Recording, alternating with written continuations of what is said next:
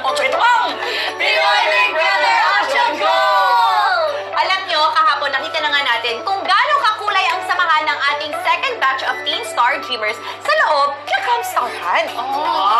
At habang unti-unti nila nakikilala ang isa't isa, syempre, may nadidiscover tayong panibago tungkol sa kanilang buhay at sa kanilang personalidad. Yes, and so far, so good. At sigurado tayo sa mga susunod na araw ay mas mga nakaka-good vibes na revelations pa ang maririnig natin sa kanila. Oh, that is so right, Ate Vic. And magsimula na natin ang kwentuhan na. I'm so excited! Let's watch this. Matapos makumpleto ang 8 Teen Star Dreamers sa camp, pumasok ako sa camp para bigyan sila ng kanilang unang hamon. Kumpleto na kayo ngayon, ang 8 Star Dreamers dito sa loob ng Camp Star Hunt. And I'm sure yung iba sa inyo ay magkakakilala na. Pero huwag kayong mag-alala dahil mahaba-haba pa ang inyong mga panahon para magkakilala palalo sa isa't isa. Dahil kayo ang magkakasama ngayon, di ba? Dito sa loob ng Camp Star Hunt, dapat ay galingan natin, ipakita natin na tayo ay karapat-dapat maka-crossover at maging official housemate ni Kuya! Pero bago ang lahat, gusto ko muna tanungin si Jem. Kamusta naman ang iyong unang gabi? Ayun, unang gabi po. So yun, sobrang saya po kasi kasama ko ito si Kuya Batit. Yan. Marami po akong nilakbay sa panaginip ko kagabi kaya napasarap talaga yung tulog ko. Dami mong napuntahan. So, sa mga bago naman nating kapapasok lamang na Star Dreamers, kamusta naman? Simulan natin kay Ashley. Ano bang ine-expect mo dito sa loob ng Camp Star Hunt? Sorry po. Okay. English? Oh no! Bakit? Doon. Okay. Ate Alex said that ano mga po Anong ine-expect niya dito sa loob? Ate Alex said, what are your expectations here inside the camp? Grabe, hindi ka pa tapos ng sentence, nalaman na niya agad. Ang galing mo mag-translate. Sabi mo pa lang, Ate Alex, sabi ni Ashley, What are your alam na niya agad. Okay. You're good. I expected challenges to cross over sa bahay ni Kuya. So, That is your expectation inside. Short but sweet. Okay, si Gwen. English ka rin? Hindi po. Okay. At least malinaw tayo. Okay. Ina-expect ko na mas makikilala ko pa yung ibang co-star dreamers ko kasi kakamit ko lang po sa yung iba sa kanila. MJ? I'm English speaking. No, joke lang po. Joke. Ano po? Takot ako. May accent ka, ha? Translate po ba namin? In-expect ko po, sobrang saya dito at maraming challenges. Ang haba, no? Okay, what about Lance? Ang in-expect ko lang, family kami lahat dito, sabay-sabay, gawin yung jobs, tapos sabay-sabay rin magtagumpay. Hoy, family! Ang gwapo, sobra. Akala ko talaga na full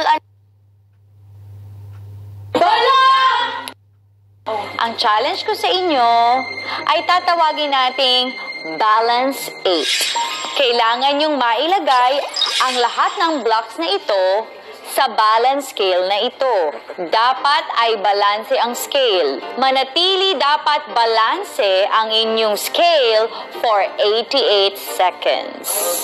Pero ito ang catch. Kailangan yung ilagay ang blocks na yan gamit lamang ang mga poles na ito. Pero pag nagawa nyo naman ito, napakasaya ng reward na ibibigay ko sa inyo. Magsisimula ang 88 seconds ninyo kung sakaling mabalansin nyo kapag kayo ay umalis na dito sa rope. Gustong-gusto ko na talaga gawin yung challenge kung para excited na po ako. So, G ba kayo sa challenge na ito? This challenge is so lit! Okay. 1, 2, 3, go! Bago umpisa ng hamon, pinag-usapan muna nila ang kanilang magiging diskarte. Sama-sama tayo ng plano muna. Decision. Kung sino yung may suggestions dyan, lahat makikinig. Sige. Sino may suggestions? Dito, Dapat magkakahiwala yung same size. siguro ang try natin is At saka yung weigh muna natin sila. Weigh muna natin sila. Weigh muna natin sila, then kung ano yung bagay sa kanya na weight, lalagay na dito for side, parang set na Tsaka dito. consider Para din doon, natin- Para para doon sunod-sunod sa kabila. Teamwork po talaga yung goal namin. Bale, may magsusuporta, merong kakarga. Matapos magplano, ang boys nagpresenta na sa paggawa ng challenge. We will do it for us. Let's go! Sino na? Ang ginagawa naman po namin is para sa lahat. So, willing po kami mag-sacrifice para sa mga girls. Sino? Okay. Support ka din sa isang corner. Sa isang corner, yun. Okay, tulak ko ah. Sige lang. MJ, kunin mo to sa akin. Jem, move ka pa dito, Jem. Jem, para kayo dalawa ni MJ dito. Kaya, intelligent. Dito, Kuya hindi, wait. Dito ka. Teka lang, ulit. Dapat, wait lang, adjust ko lang. Adjust natin, Lance. Ano? Sa muling subok ng boys, Flat na. Oh, 1, 2, 3. Flat na ako. go! Ako. Ako ah. Kaya lang, kaya. Kami na ni MJ dito. Oo. Hindi, wait. I-slide natin yung konti. Konti lang. Literal na teamwork talaga eh. Isa lang ang strategy namin, yun lang gagawin namin. Matapos mailagay ang unang block sa scale, Cheer, ladies. Kaya na. Okay, lalaya kami. Don't shout.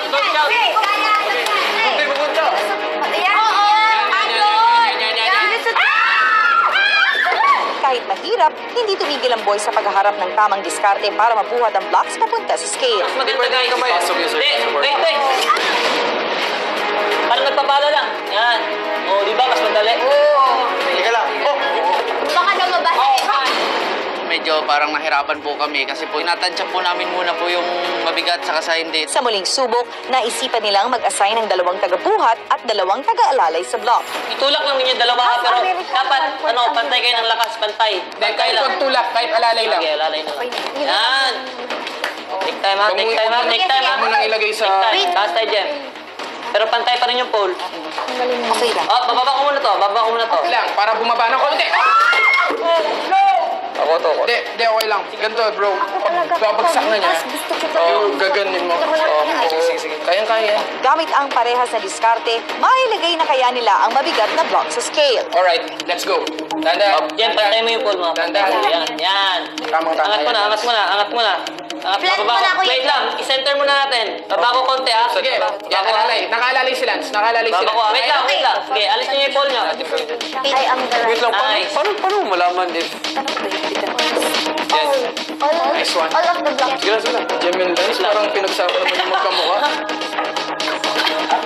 Okay, popcorn. O, tama ka dyan, Kuya Bat. Diyan ka lang muna. Diyan ka lang muna. Ano ba yung mas mabigat, Kuya Bat? Ako, mabigat ako. Ano ba yan? Volunteer? Nice, Kuya Jen. Kuya Jen. No, try mo dito. Kailangan din dagdagan mo Meron din doon. Yeah. Oh, yeah. Sa lagi ka Sige lang. Yung po naging main strategy namin, yung pagiging focus, pagiging pakikinig ng mga suggestions at commands ng bawat isa. At yun, concentration din po. Matapos ilagay ang huling block, Sige, medyo nararamdaman ko na. the power of Sige lang. Wait. Gawin mo yung ginawa ko. Paluin mo ng paluin para hindi... Paluin mo! Matigas ang ulo niya! Hop! Hindi pa, Ikaw hindi pa. na lang. Sige, pantay mo na sa akin. Hop! Huwag yun ang galawin! Huwag mo nang galawin! Tabi na! Maya-maya, lumabas na ang 88-second timer sa TV screen. Alam, pero 50%. Nakaka-apekto yung ingay. Sobrang saya sa pakiramdam nung lumitaw yung countdown. Tapos nagka-countdown na kinakabahan ako doon sa 88 seconds. Sabi nga ni Lance, this will be the longest 88 seconds of our life. Susunod, manatili kayang nakabalanse ang block sa scale hanggang matapos ang 88 seconds at magtagumpay kaya ang Team Star Dreamers sa kanilang unang hamon.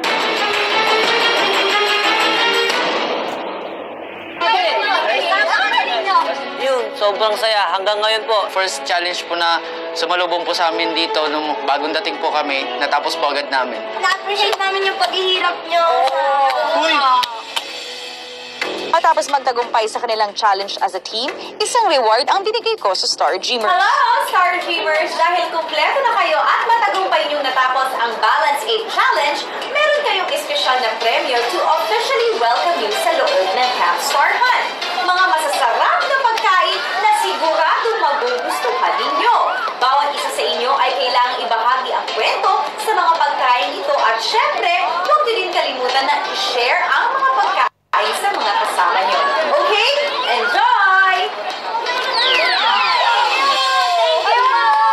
po, sobrang saya po kasi gutom na kami, lalo na kami ni MJ kasi bago lang kami dating, di pa po kami nakapag-dinner. Pero sobrang nasaya po ako kasi, paboritong pagkain. Tapos lahat ng paborito kong pagkain, luto po kasi ng nanay ko. So medyo na parang na-feel ko rin po presence ng nanay ko at saka miss na miss ko na po siya. Dito muna tayo. I knew instantly it was going to be different foods from where we come from. So I was super excited to taste all the different foods.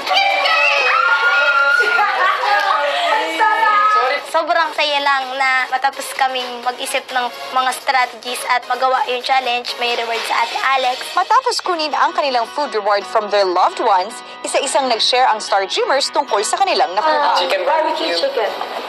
Because sa Australia, my dad always cooks it. And it's famous there as well. So, yes, everyone eats this. Sunod na binida ni Gwen at Shami ang natanggap na pagkain mula sa kanilang nanay. Yun, favorite ko nga to. Favorite ko luto ni Mama. May may pugo. Chicken curry. Oh, Yeah. masasarap Kasi yan. favorite ko to, luto ng mama ko. Carbonara kasi whenever my friends go to my house, for example, teammates, mag-overnight sila, my mom always cooks carbonara. Kasi sabi ng mga teammates ko, Lance, tell your mom to cook carbonara kasi masarap. Tapos parang, yun. Matitikman na namin yan. Parang bumabalik lahat ng memories na kumakain ako ng carbonara kasama ang family ko or friends or teammates. Tapos parang bumabalik lang lahat sa isip ko yung buhay ko sa Davao. Sa pagtatapos ni Lance, si Narcy naman ang nag-share ng nakuha. Eto, sa unique itong favorite ko kasi tuwing Pasko ko lang siya natitikman. Alam niyo yan, yung parang gusto mo lagi siya matikman pero hindi pwede. Every Christmas. Pero kasi tuwing Pasko lang. Kasi yung binibili namin, dapat ibibili nito, ibibili namin pagkain. Yun. Parang naawa ako sa kanya kasi paborito pa naman niya yun na delicacy. Tapos sabi niya tuwing Pasko niya lang yun nakakain. Pero ngayon binigyan ko siya ng pakakataon na kainin yung paborito niyang delicacy po. Sunod namang binuksan ni Jem ang kanyang natanggap. Bistek! Wow! Sarap na! Grabe! Steak man!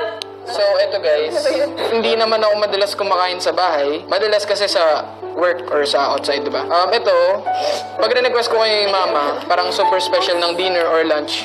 Actually, kahit 4 times ko itong initin, ganun. It's special. Sarap. Sobrang saya ko na at the same time, yun, nagka-part na nagka-miss ako dun sa buhay ko sa labas. Hey! Diba, bro? Chicken close, Narcy. Oh, tinola! Thanks, sarap! Wala, gusto niya. Yan yung balak namin lutuin sa Sige, story. This is my favorite. This is my favorite. Yes, your favorite. The accent is very good. My accent is very heavy. MJ, panindigan mo yan ha. Go! My mom and dad always cook. Lagi ito niluluto ni mama tas ni papa.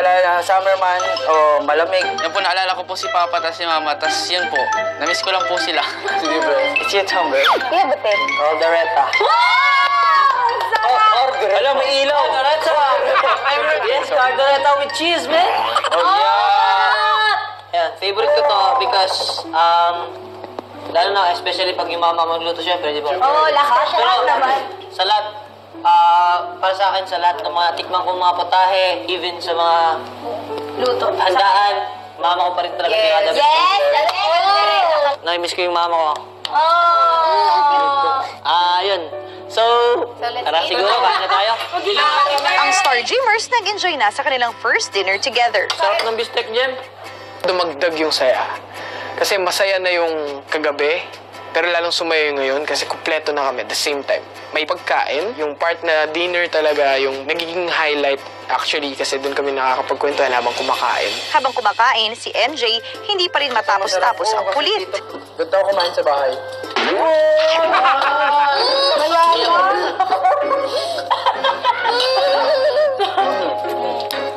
Ay, mayaman. Diba ginto yung Kailangan kumitas mo niya? ng tower dito, Kuya MJ.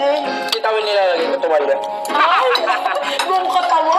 Yun ang kumakain si Kuya MJ, parang lasot niya talaga yung pagkain, no? Parang ang tagal-tagal hindi nagkita ng pagkain. Natatawa talaga ako dun sa kanya. Habang kumakain pa kami, nagpapatawa kami ni Kuya MJ, kaya natatawa din sila. Habang nag-e-enjoy ng kanilang first dinner together, sina Batit at MJ nagsuggest na mag-English para maintindihan ni Ashley. Try kayo natin mag-English para maintindihan niya naman. Mag-English tayo kaya. Accent. Kaya nga ako na. Filipinos are very, in the tourist, Tourist. The foreign. But where in Australia do you live, Ashley? Sydney? Oh my God. Sydney. That's the problem of my cousin here. He operated in his That is kidney, bro. kahit pa paano, marunong po ako mag-English pa konti-konti. Medyo English Carabao nga po tawag. After dinner, ang Boy Star Dreamers napag-usapan ang naging karanasan ni MJ. Challenge natin, no? Ang hirap niyan kasi madidivide tayo. Tsaka yun nga, sabi ko, every time na may challenge tayo, siguro magkakalaban tayo outside, pero pagdating dito, huwag natin pag-usapan para hindi tayo nag-ano. Ayoko yung parang sa isang bahay, may kaway ka. Ayoko. Ayoko talaga. Ayoko mangyari. Natatakot. Kung may sakit ng loob ka, kakausapin kita, ganyan. Ay, Kung may nagawa ko sa iyong kasalanan, Ako naman, hingi ako ng tawad. ang pangit sa akin, iisipin ko yun ng matagal muna. Ako, madali ako magpatawad.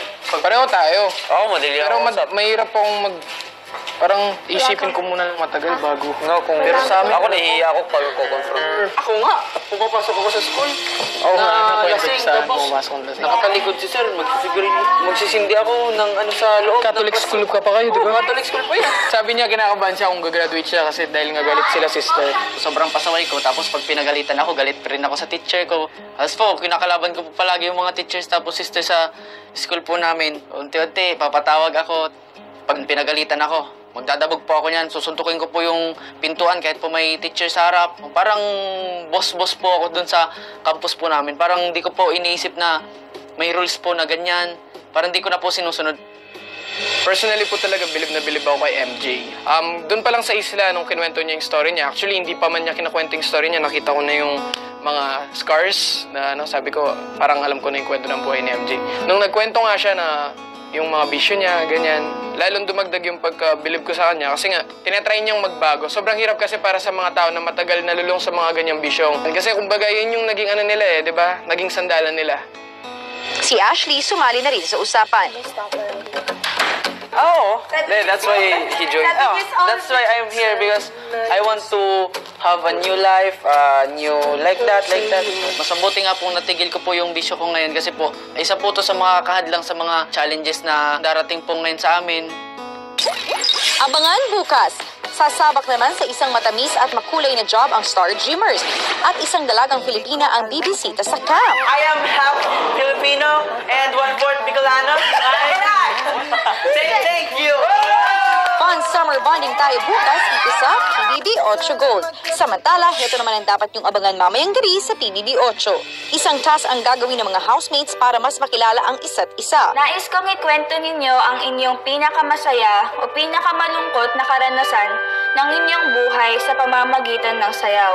Yung story ako dito sa sayaw, unti-unti ako umaakyat sa dream. Nagkakilala tayo sa island. Yun siguro yung pinaka-first na happiest moment ko. Nabalitaan namin na wala na siya. Yun yung hindi ko natatanggap sa buhay ko. Ang emotional roller coaster na kwento ng teen housemates mamayang gabi dito lang sa PBB 8.